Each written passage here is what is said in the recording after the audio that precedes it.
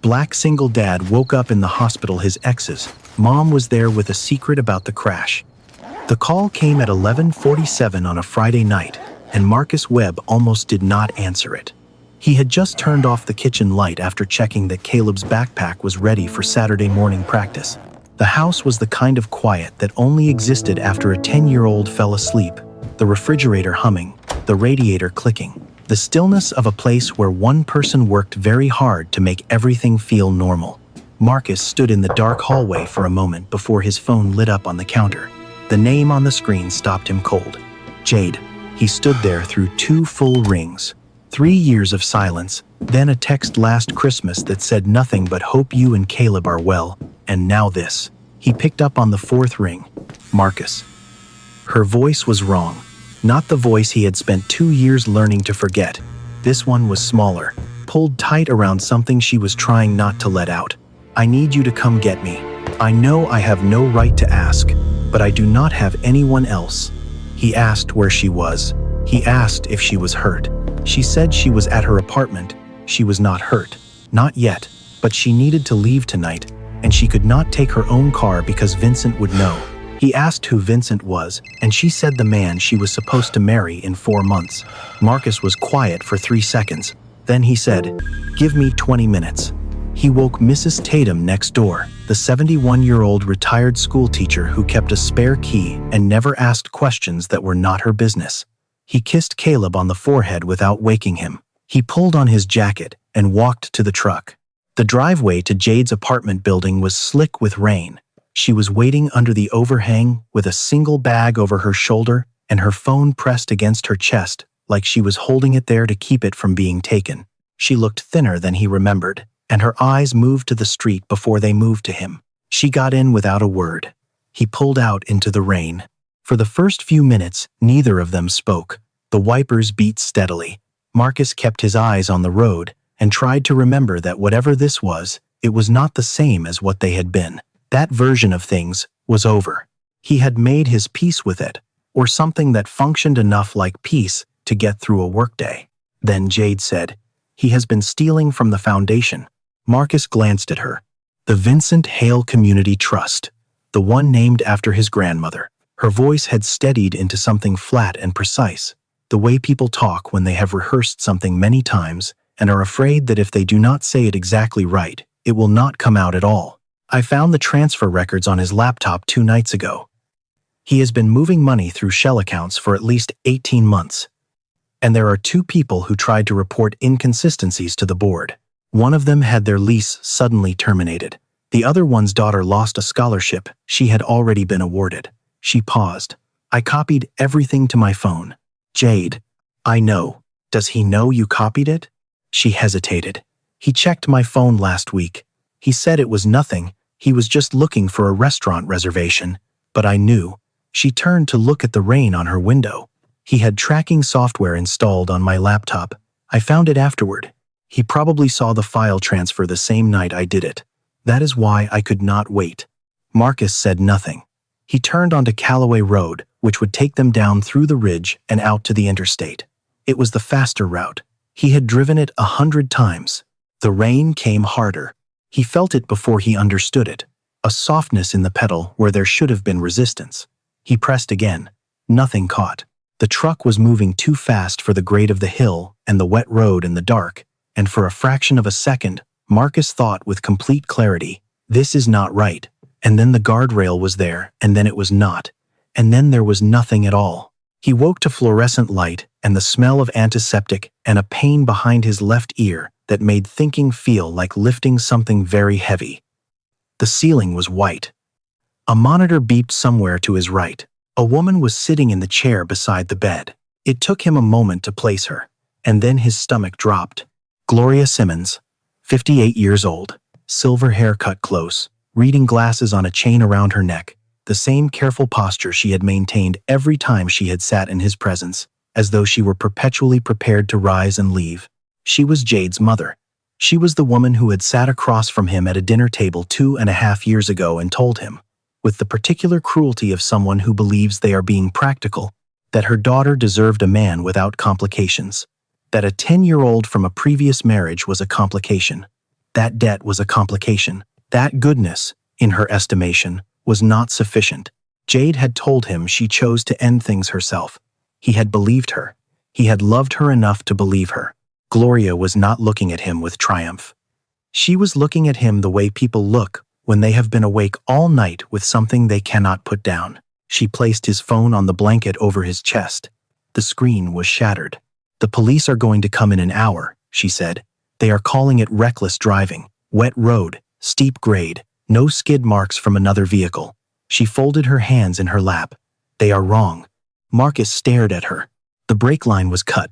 She said it quietly, like a confession, which is exactly what it was. "I do not know how I know that for certain, but I know who did it." She paused. "Because I told him which road you would take." The monitor beeped. The fluorescent light hummed. "Vincent Hale called me 3 months ago," Gloria said. "He knew about the money I received 2 years ago from him. To encourage Jade to step back from your relationship. He had records. He said if I did not cooperate, he would give them to Jade." She looked at the window. "When Jade's message came through last night, that she was asking you to take her somewhere, I panicked. I called him. I only told him you were coming and which road." Her voice did not break, but it came close. "I did not know what he would do with that information. I want you to understand that. I did not know." Marcus lay still for a long time. Outside the door, he could hear the corridor, the squeak of a cart, a voice on an intercom, the ordinary noise of a place that moved forward regardless of what happened in any particular room. He thought about Caleb asleep in Mrs. Tatum's spare bedroom, backpack ready, waiting for a Saturday morning that was going to be different from what either of them expected. He said, "Where is Jade?" "Intensive care," Gloria said. "Head injury. They say she will wake up. They do not say when." Marcus closed his eyes. He did not ask Gloria to leave. He did not say anything at all. But something shifted in the room, a weight that had not been there before, settling over everything, and both of them felt it. The police came at 9:15. 2 detectives, one in a gray suit and one in a department jacket, both carrying the expression of people who had already formed an opinion and were present mostly to confirm it. They introduced themselves as Detective Rourke and Detective Solis. They asked Gloria to wait in the hall. She went without argument. Rourke pulled the chair close to the bed and set a small recorder on the table beside the water pitcher. He asked Marcus to walk him through the previous evening in as much detail as he could manage. Marcus did. He described the call, the drive, the rain, the moment the pedal went soft. He said it plainly and in order, the way he had learned to give information in the years he had spent pulling strangers out of ditches and off-highway shoulders. Clear, sequential, without editorializing. Solis took notes. Rourke listened with his chin resting on 2 fingers. When Marcus finished, Rourke said, "You have driven Callaway Road before." "Regularly. It is on my service route." "In the rain?" "Yes. The grade on that section runs about 9%. You know that?" "I know the road." Rourke nodded slowly, as though this were useful. "We did not find evidence of contact from another vehicle. No paint transfer, no debris pattern consistent with a collision." He paused. "We did pull your service records. There was a complaint filed against your company 14 months ago. Customer said your driver caused additional damage to a vehicle during a tow. That complaint was reviewed and dismissed. Still in the file." Marcus looked at him steadily. "Is there a question somewhere in there, Detective?" Rourke almost smiled. "We are just being thorough, Mr. Webb." They left 40 minutes later. A uniformed officer stopped by an hour after that to inform Marcus that the Bureau of Motor Carrier Safety had placed a temporary hold on his operating license pending the outcome of the investigation. The officer seemed mildly apologetic about this, which Marcus appreciated and found completely useless. He stared at the ceiling and thought about his schedule for the following week. 3 contracted tows for the county, a regular client on the north side who called twice a month, and a new account he had spent 4 months building. He thought about the insurance on the truck and whether the deductible would clear his current account. He thought about the look on Caleb's face when the boy found out his father could not work. Then he stopped thinking about any of that because Caleb walked through the door. Mrs. Tatum waited in the hallway. Caleb came in alone, still wearing his practice jersey from the morning, a smear of mud on his left knee. He stopped just inside the door and looked at his father in the hospital bed with the careful, measuring look of a child who has learned not to show too much too fast because sometimes showing too much makes adults try to protect you from the truth. He crossed the room and sat in the chair Gloria had left. He did not cry. He took Marcus's hand in both of his and held it the way a much older person might, not needing comfort, offering it. "You okay, Dad?" "I am okay. Ribs are bruised. Head is hard." Marcus squeezed his son's hand. "I told you that already on the phone." "I know. I just wanted to see." They sat like that for a while. The monitor beeped. Someone laughed in the corridor. Then Caleb said, in a voice that was working very hard to stay even, "Mrs. Tatum got a phone call this morning from someone at a social services number. They said they were doing a routine check-in." He looked at his father. "Is that because of what happened?" Marcus felt something cold move through his chest. He kept his face steady. "I am going to take care of it." "I know you will." Caleb nodded, as though confirming something he had already decided. "I just wanted you to know that I heard it." After Mrs. Tatum took Caleb home, Marcus lay in the dark for a long time. He was not afraid of many things. He had learned, over the years, to sit with discomfort the way you sit with weather. You do not argue with it, you just wait for it to change. But the thought of Caleb being taken somewhere, of some caseworker arriving at the door, of his son packing a bag, of that look on Caleb's face in an unfamiliar house, that was the thing he could not make himself sit with calmly. That was the thing that had edges. Jade woke on the third day. Marcus was in the chair when it happened. He watched her come back to herself in stages, first the hands moving, then the slow turn of her head, then her eyes opening and finding the ceiling before they found him. For a moment, she just breathed. Then she said his name, and it came out like a question. He told her what he knew. He told her about the break line, about Gloria's confession, about the police investigation. He watched her face as she processed it, the flinching when he mentioned her mother, the stillness that came after. Then she said, "My phone." He handed it to her. The screen had cracked, but the case had protected it enough. She navigated to her cloud backup with the focus of someone doing something they had thought about while lying in the dark. She found the file. She handed the phone back to Marcus. "I started recording before I got in the truck," she said. "Not because I knew, just because I had gotten into the habit. Vincent went through my phone, and I started keeping things off it, but the app backs up automatically." She paused. "Play it." He pressed play. He heard road noise first, then Jade's breathing, then static, then Vincent's voice, recorded through a phone call she had taken just before leaving the apartment. The audio muffled but clear enough. The voice was calm in the way that makes calm frightening. "If you leave tonight, do not blame me for what happens next. You understand me? You made this choice." Then, later in the recording, a shorter call. Gloria's voice, clipped and tense, speaking quickly, as though trying to finish before she could think better of it. She gave Marcus's name. She gave the road. Marcus stopped the recording. He sat with the phone in his hand and looked at the far wall. He did not feel the anger he expected. What he felt was something older and more tired. The exhaustion of a person who has been unsurprised by betrayal so many times that the surprise itself has gone away, leaving only the weight. He set the phone on the bedside table and said nothing for a while. The lawyer's name was Patricia Okafor. She was a legal aid attorney who had helped Marcus with a contract dispute 18 months earlier and had given him her card with instructions to call if anything serious came up. He called her from the hospital hallway that afternoon. She came the next morning, sat in the chair, listened to everything without interrupting. When he finished, she was quiet for a moment. "The recording is usable," she said. "The threat is explicit, it is time-stamped, and the cloud backup gives it a verifiable chain of custody. That is the good news." She set her notepad on her knee. "The difficult part is that you cannot surgically remove Gloria's voice from the audio. It is one file. You submit it, it goes in whole. The prosecution sees all of it.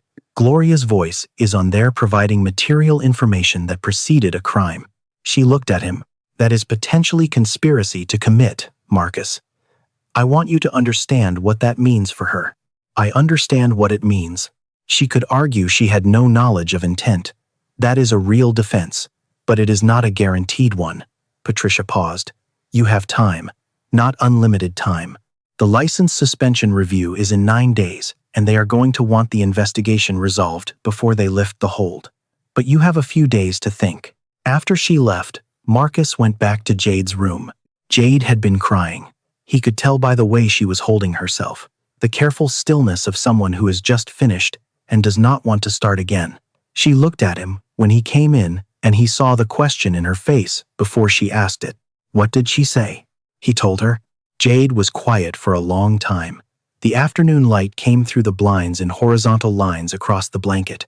She looked at her hands. She is all I have left, Jade said finally. Her voice was not pleading exactly. It was something more honest than pleading, something more like an admission. My father has been gone since I was 12. My brother moved to Portland, and we talk twice a year. She is all I have. She looked up. I know what she did. I know I do not have the right to ask you anything. But if there is any way, any other way, to do this without Jade, I know. She closed her eyes. I know.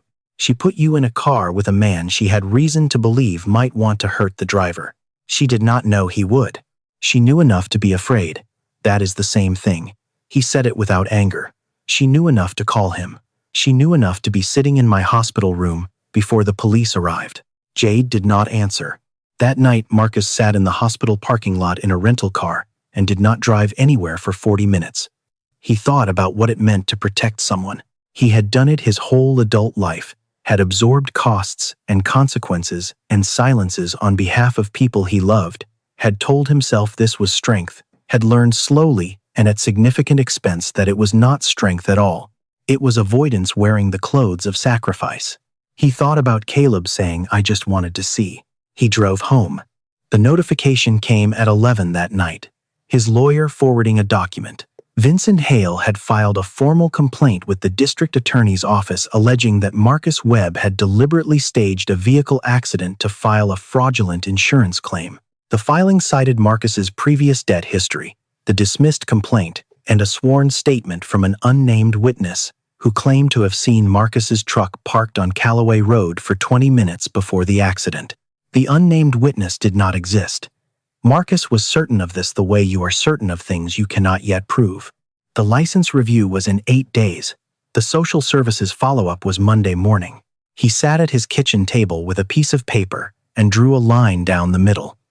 On the left side, he wrote what he stood to lose if he submitted the recording. On the right side, he wrote what Caleb stood to lose if he did not. He looked at the right side for a long time. There was only one line there. He could not make himself cross it out. He folded the paper and put it in his jacket pocket, set his alarm for 6, and lay awake until it went off. He drove to Gloria's house at 7 on Sunday morning. It was a small brick house on the east side of town, the kind of house that had been well kept for decades and showed it. Trimmed hedges, clean gutters, a welcome mat that had meant the opposite of welcome to Marcus for the better part of 2 years. He sat in the rental car in front of it for a moment, not gathering courage exactly, but organizing himself. He was not here to punish her. He was not here to forgive her either. He was here because he had decided that whatever came next, Gloria Simmons would not be surprised by it. He rang the bell. She answered in a gray housecoat, reading glasses pushed up on her forehead, a coffee cup in her hand. When she saw him, she did not look startled. She looked like a woman who had been waiting for a knock she could not predict and had stopped pretending otherwise.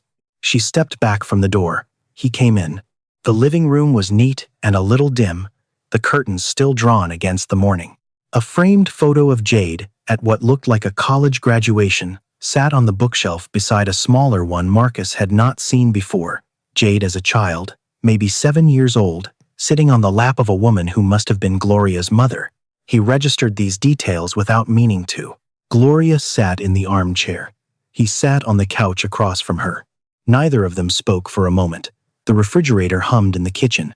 Outside, a car passed.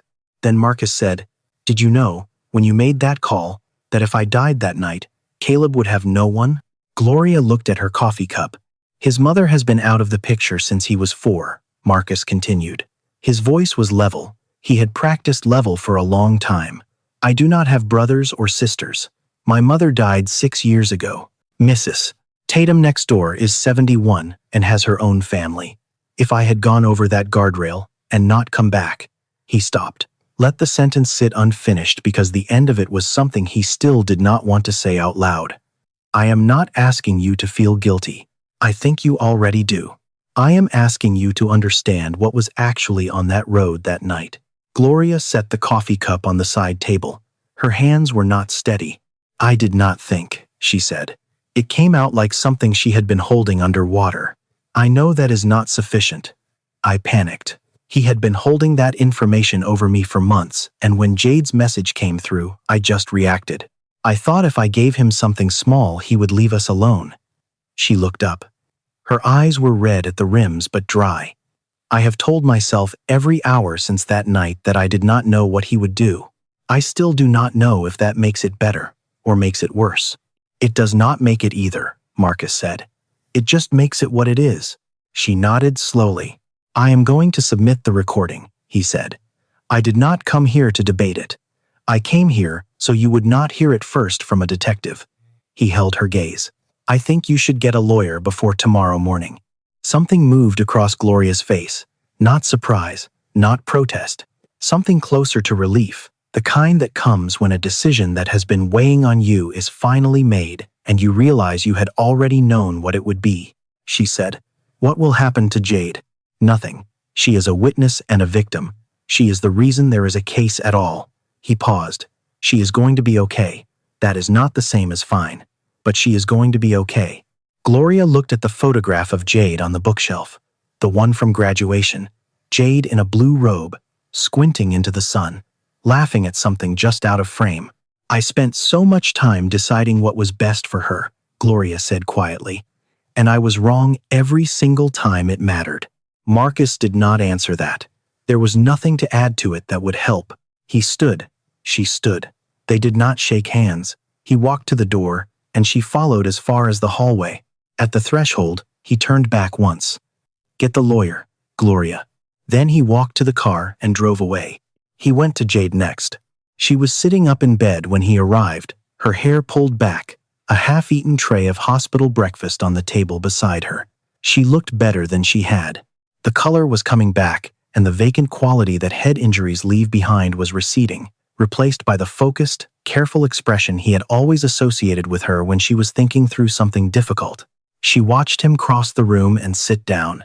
She read something in the way he moved, the steadiness of a person who had made a decision and was no longer carrying the weight of making it. "You went to see her," she said. "This morning." Jade looked at the window. A long moment passed. "How was she?" "She is going to call a lawyer today." Jade absorbed this. She turned her water cup slowly on the tray. "And you are submitting the recording?" "Yes." She did not argue. He had half expected her to, had prepared himself for it, but she only nodded once, as though confirming something she had already arrived at in the hours between last night and this morning. "I kept thinking," she said slowly, "that if I could just keep the pieces separate, what he did, what she did, what I should do, I could find some arrangement where nobody had to pay too much." She stopped. "But it does not work like that." "No," Marcus said. "It does not." She looked at him then, directly, the way she used to when they were still figuring each other out, before the distance crept in. "I am sorry," she said. "For 2 years ago, for what she did then and what I let her do. I told myself I was protecting you from a fight you could not win. But I was protecting myself from having to choose." Marcus was quiet for a moment. "I know," he said finally. "I think I knew then too. I just decided it was easier to believe you had chosen freely." He leaned forward, rested his forearms on his knees. "I have spent a lot of years absorbing things that were not mine to absorb, making myself smaller so the people around me did not have to deal with the inconvenience of what I actually needed." He paused. "I am done doing that. For Caleb's sake, at minimum, I am done." Jade looked at him steadily. "That is not just for Caleb's sake." He did not answer right away. Then he said, "No, it is not." She reached across the tray and put her hand briefly over his, not a claim, not a promise, just contact, acknowledgement, the kind of thing that meant, "I hear you, I am still here. We do not have to decide what that means yet." He turned his hand over for a moment. Then he pulled it back and stood. "Patricia is filing this afternoon," he said. "It is going to move fast once it is in. Okay, you are going to need your own attorney. Not for defense. Just someone to make sure your interests are represented when this goes to the district attorney." "Okay," she said it the second time more quietly, as though the word meant something different now, as though it meant, "I understand I have to do this myself." He nodded once and left. Patricia Okafor submitted the audio file to the district attorney's office at 3:17 that afternoon, accompanied by a written statement from Marcus, a copy of the cloud backup metadata establishing the file's timestamp and origin, and a formal request for the brake line on Marcus's truck to be examined as evidence in a potential attempted murder investigation. The brake line examination results came back 2 days later. The cut was clean, diagonal, consistent with a blade rather than friction or corrosion. The angle and position indicated someone who knew what they were doing, not a professional, the forensic technician noted, but someone who had done their research. Coupled with the audio file, the tow records showing Marcus's truck had been serviced and cleared 3 days before the accident, and the financial documents Jade had copied from Vincent's laptop, which showed 18 months of transfers through 4 shell entities, 2 of which were registered to a name that turned out to be a former associate of Vincent's with a prior fraud conviction. The case assembled itself with the grim efficiency of things that have been true for a long time and are only now being written down. Vincent Hale was arrested on a Thursday morning, at his office, in front of 3 colleagues and an intern who would later tell the story for years. Gloria did not wait to be called. On the Wednesday before Vincent's arrest, she walked into the district attorney's office with an attorney beside her and a manila folder in her hand. Inside the folder was a complete record of every payment she had received, every phone call she had logged, and 17 text messages from Vincent spanning 8 months. Messages that showed, methodically and in his own words, that he had been using the threat of exposure to extract cooperation from her, that he had known about Jade's discovery of the financial records before Jade told him, and that 3 days before the accident he had written to Gloria at 11 in the morning, "Just need to know his route. That is all. You owe me this." She had not responded to that message. She had told herself that silence was not agreement. She understood now what silence was. Her statement took 4 hours. When it was over, she sat in the hallway outside the interview room for a long time before her attorney came to take her home. The trial lasted 11 days. Marcus sat in the gallery on the days his schedule permitted, with Patricia Okafor 2 rows ahead and Jade's own attorney seated beside her on the opposite side of the room. He watched the evidence presented in sequence, the audio file, the financial records, the brake line report, Gloria's testimony, the testimony of the 2 witnesses Vincent had targeted before Jade. He watched Vincent's attorney work with what he had, which was not enough. He watched Vincent himself, who maintained throughout a controlled expression of outrage that Marcus recognized as the face of someone who has never seriously believed that consequences apply to them and is discovering, at significant personal cost, that they do. The jury deliberated for 1 day and 4 hours. Guilty on 3 counts: attempted murder, fraud, and witness intimidation. Sentencing came 6 weeks later. Vincent Hale received 14 years. Gloria Simmons received a suspended sentence, 2 years probation, 200 hours of community service, and a civil judgment requiring full restitution of the funds she had accepted. She sold the brick house on the east side. She moved into a smaller apartment across town. She called Jade every Sunday, and Jade answered about half the time, and they were both learning, slowly and imperfectly, what it meant to love each other without either of them pretending the last 2 years had not happened. On the Friday after sentencing, Marcus picked Caleb up from school. It was the ordinary kind of Friday, gray sky threatening rain that had not committed yet, Caleb's backpack hanging off one shoulder, the looseness that came over the boy at the end of a school week when he could finally let his face do what it wanted. He came through the gate at a run and launched himself onto Marcus's back without warning, as he had done since he was 6 and showed no signs of stopping. Marcus caught him, steadied, kept walking. They went half a block like that before Caleb slid down and fell into step beside him. "So it is really over?" Caleb said. He had been told the broad strokes, enough to understand, not so much that it became his weight to carry. It is really over. Caleb considered this with the thorough, unhurried deliberation he applied to most things. And your license is back? Back and reviewed and confirmed. I got the paperwork Tuesday. And the truck? Insurance settled. New truck comes Thursday. Caleb nodded as though checking items off a list. Then he slowed his pace slightly, looked ahead at the sidewalk, and said, "Is Jade going to be okay?" Marcus looked at him. "I am not asking if she is coming back," Caleb added quickly, with the careful precision of a child who has thought this through. "I know that is not simple. I am asking if she is okay." "She is going to be okay," Marcus said. "Good." Caleb reached down and picked up a pine cone from the sidewalk, turned it over once, put it in his jacket pocket for no apparent reason. "She was nice to me." "I always thought you were dumb for letting that go." Marcus laughed. It came out real, which surprised him a little. "I am aware. Just saying." They walked the rest of the way home without talking, which was the best kind of walking. The following Thursday, Marcus and Jade sat in the waiting room of a therapist's office on the 4th floor of a building downtown. The chairs were the inoffensive beige of places designed to make nobody feel anything too strongly before they were ready. A small fountain ran on the windowsill. A plant of ambiguous species occupied the corner. They were not holding hands. They were not sitting the way people sit when they have decided something. They were sitting the way people sit when they are at the beginning of a thing and know it, and are treating that beginning with the seriousness it deserves. Jade was looking at the plant. Marcus was looking at the fountain. She said, "Thank you for not protecting me by staying quiet." He turned to look at her. She was still watching the plant, but the corner of her mouth moved slightly. "I spent a long time thinking that was what love was supposed to look like," she continued. "Someone absorbing everything so you do not have to feel it. My mother did it her whole life. I learned it from her." She paused. "It just moves the weight around. It does not make it lighter." "No," Marcus said. "It does not." She turned to look at him then. "I do not know what this is yet," meaning them. Meaning whatever this room was the beginning of. "I think that is okay."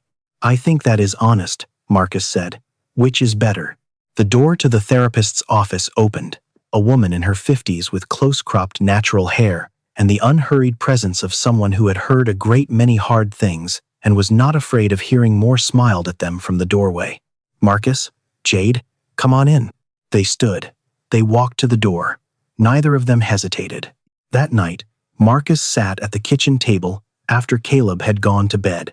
The house was quiet in the way it had always been, the refrigerator humming, the radiator clicking, the stillness of a place where one person had worked very hard for a very long time to make everything feel normal.